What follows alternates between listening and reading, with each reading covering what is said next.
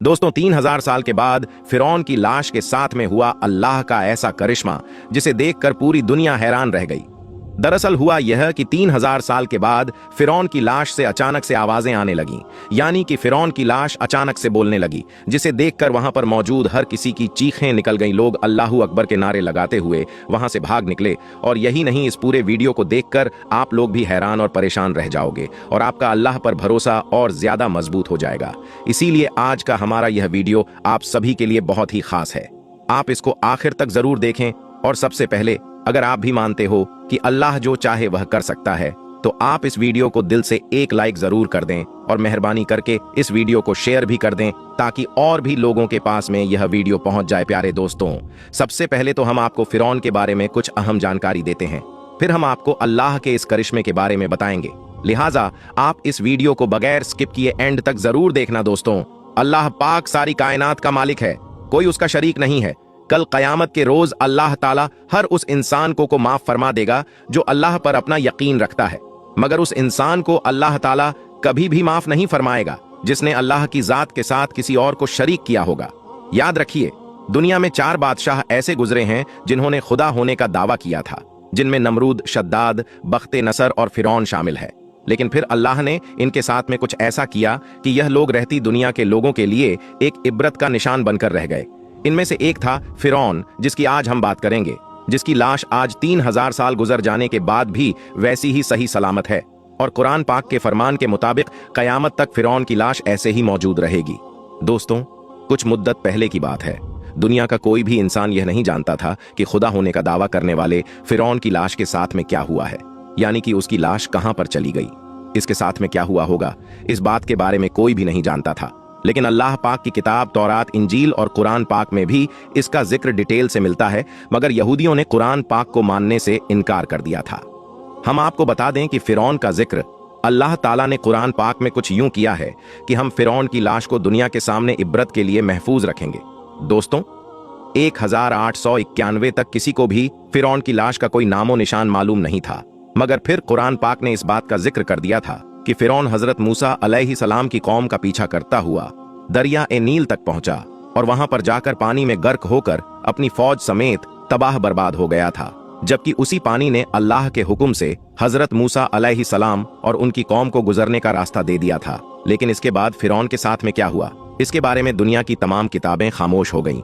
यहां तक कि तौरात और इंजील में भी इस बारे में कोई जिक्र नहीं मिलता है, जबकि कुरान पाक में इस बारे में एक अजीब सी बात कही गई है जिसने पूरी दुनिया को हिलाकर रख दिया था।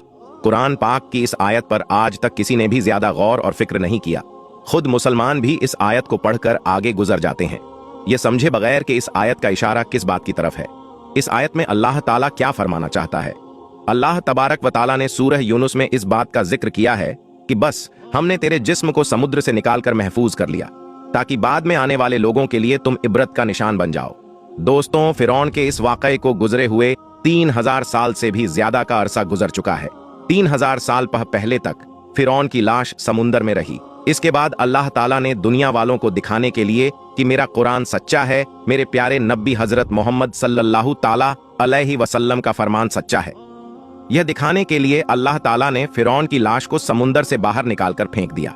फिर कई दिनों तक फिरौन की लाश समुंदर के किनारे पर पड़ी रही, मगर यहां पर अल्लाह की कुदरत देखे, इसी बीच फिरौन की लाश को किसी भी जानवर ने मुंह तक न लगाया, यहां तक कि कोई परिंदा भी उस जानिब नहीं गया। लेकिन फिर एक दिन एक मिस्री शख्स भेड़ बकरियों को चराता हुआ उस तरफ चला गया और उसने फिरौन की लाश को समुंदर के किनारे देख लिया। इसीलिए फिर उसने यह खबर मिस्र के वजीर तक पहुंचा दी। इसके बाद फिरौन की लाश को दरबार में लाया गया, फिर उस पर तहकीक के लिए उसे काहिरा ले जाया गया।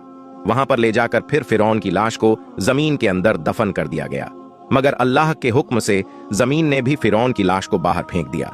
फिर उसकी लाश को एक ताबूत में रखा गया और इसके बाद उसे मिस्र के एक म्यूजियम में रख दिया गया। तब से लेकर आज तक, यानी कि 3000 साल गुजर जाने के बाद भी आज भी फिरौन की लाश वैसे ही सही सलामत रखी हुई है। और कुरान पाक के फरमान के मुताबिक कयामत तक फिरौन की लाश ऐसे ही सही सलामत रहकर लोगों के लिए इबरत का निशान बनी रहेगी, ताकि अपने आप को खुदा कहने वालों का यह हाल देखकर आने वाली नस्लें सबक हासिल करती रहेगी।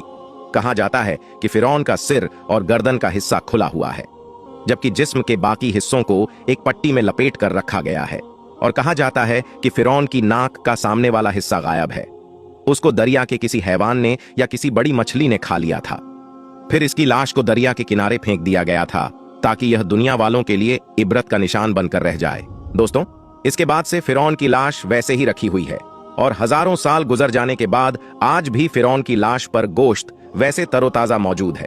वल्लाहु आलम यह सच है या झूठ है, मगर ऐसा कहा जाता है कि जिस म्यूजियम में फिरौन की लाश रखी हुई है उस म्यूजियम में चूहे भी छोड़े हुए हैं, जिनको हर साल 15 मार्च के दिन फिरौन की लाश पर छोड़ा जाता है ताकि वह फिरौन के जिस्म का बड़ा हुआ जो गोश्त होता है उसे खा ले और वापस फिरौन की बॉडी अपने असल दायरे में आ जाए। इसके बाद फिरौन की लाश की ड्रेसिंग की जाती है और फिर उसको वापस शीशे में बंद कर दिया जाता है। इसके बाद 1 साल तक वैसे ही वह शीशे में बंद रहती है।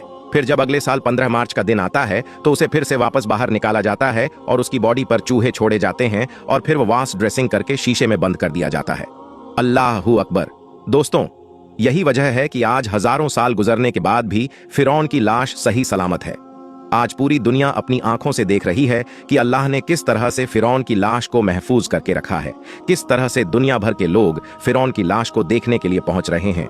वह फिरौन जो कभी अपने आप को खुदा कहता था, किस तरह से आप आज उसकी मम्मी पड़ी हुई हैं, देखने वालों के लिए एक इबरत नहीं है तो फिर क्या है कि हजारों साल गुजर जाने के बाद भी फिरौन की लाश सही सलामत वैसे ही पड़ी हुई है। दोस्तों, नेशनल जियोग्राफी की तरफ से अभी एक ऐसा वीडियो सामने आया है जिसमें देखा जा सकता है कि फिरौन की लाश पर जब किसी बात को लेकर तहकीक की जा रही थी तो उस वक्त अचानक से फिरौन की लाश से कुछ आवाज आने लगी। कहा जा रहा है कि फिरौन की जुबान से जो अल्फाज निकले थे वह इब्रानी जबान के अल्फाज थे और समझने वालों ने बताया है कि फिरौन की जबान से जो लफ्ज निकले थे उनका मतलब पता नहीं है। कुछ कहते हैं, यानी कि कुछ लोगों का यह कहना है कि फिरौन की लाश अब अल्लाह अल्लाह पुकार रही है। हालांकि कुछ साइंसदानों का यह भी कहना है कि पूरी दुनिया में इस वक्त इब्रानी जबान बोलने वाला कोई आदमी नहीं मिला और ना ही इस भाषा को समझने वाला कोई जाहिरी तौर पर मिलता है। इसीलिए यह नहीं कहा जा सकता है कि फिरौन की लाश से जो अल्फाज निकले हैं, यानी कि फिरौन ने अपनी जबान में कुछ बोला है, उसका असल में क्या मतलब होता है। लेकिन फिरौन के इस वाकये को देखकर और सुनकर आज गैर मुसलमान भी इस बात को मानने पर मजबूर हो गए हैं कि बेशक अल्लाह का कुरान पाक सच्चा है और अल्लाह के प्यारे नबी हजरत मोहम्मद सल्लल्लाहु ताला अलैहि वसल्लम का हर फरमान सच्चा है। दोस्तों, फिरौन के इस पूरे वाकये को अल्लाह ताला ने कुरान पाक में कुछ यूं बयान फरमाया है और हमने बनी इजराइल को दरिया पार करा दिया और फिरौन और उसके लश्कर ने सरकश और जुल्म से उनका पीछा किया। इसीलिए हमने दरिया का पानी चला दिया जिसे वह वहीं पर गर्क होने लगे। हालांकि जब वह गर्क होने लगे तो फिरौन कहने लगा कि मैं इस बात पर अभी ईमान लाता हूं कि अल्लाह के सिवा कोई माबूद नहीं है, अब मैं मुसलमान होना चाहता हूं। तब उससे कहने वाले ने कहा, ऐ फिरौन, तू अब ईमान लाता है, इससे पहले तो तू बड़ा नाफरमान था, तू तो बड़ा फसादी था। आज हम तेरी लाश को हमेशा हमेशा के लिए बचा लेंगे ताकि तू बाद आने वालों के लिए एक इबरत का निशान बनकर रह जाए और तुझे देखकर लोग कयामत तक इबरत हासिल कर सके। दोस्तों, यही वजह है कि फिरौन की लाश को ना ही दरिया ने अपने अंदर रखा और ना ही जमीन ने अपने अंदर रखा। हजारों साल गुजरने के बाद आज भी उसकी लाश वैसे ही महफूज है और कयामत तक फिरौन की लाश ऐसे ही महफूज रहेगी और लोग इसे देखकर इबरत हासिल करते रहेंगे।